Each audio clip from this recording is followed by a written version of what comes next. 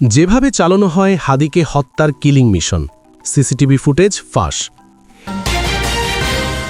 হিটলিস্টে ৫০ ব্যক্তি, এস আলমের টাকায় ওসমান হাদির উপর হামলা। আরও জানব ৫০০ কোটি টাকার মাস্টার প্ল্যান অনুসন্ধানে বেরিয়ে আসলো চাঞ্চল্যকর তথ্য। আপনারা দেখছেন বাংলাদেশ পলিটিক্স। এতক্ষণ দেখছিলেন সংবাদ শিরোনাম, এখন দেখবেন বিস্তারিত।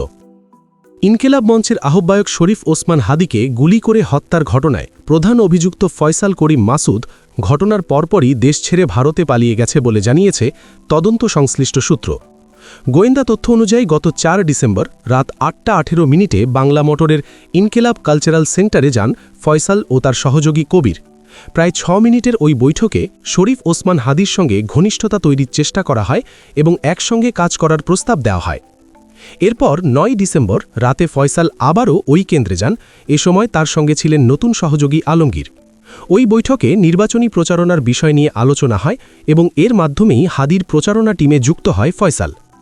পরের দিন ১২ ডিসেম্বর সেগুনবাগিচায় হাদির প্রচারণায় সরাসরি অংশ নেয় তারা।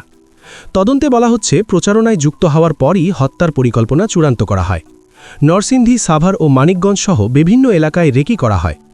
১১ ডিসেম্বর প্রস্তুতির অংশ হিসেবে ফয়সাল পশ্চিম আগারগাঁওয়ে তার বোনের বাসায় ওঠে।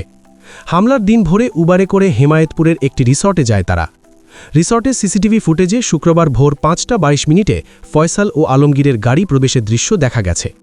সেখানে আগে থেকেই অবস্থান করছিল ফয়সালের বান্ধবী মারিয়া ও তার বোন। তদন্ত সংশ্লিষ্ট সূত্র জানায়, সেখানে হাদির একটি ভিডিও দেখিয়ে ফয়সাল হামলার পরিকল্পনার কথা জানায় এবং ঘটনার পর সব ধরনের যোগাযোগ বন্ধ রাখার নির্দেশ দেয়। পরে বান্ধবীকে বাড্ডায় নামিয়ে দিয়ে বেলা ১১টা ৫ মিনিটে আগারগাঁওয়ের বসা থেকে মোটরসাইকেলে বের হয় ফয়সাল ও আলমগীর। তারা সরাসরি সেগুনবাগিচায় হাদির প্রচারণায় যোগ দেয়।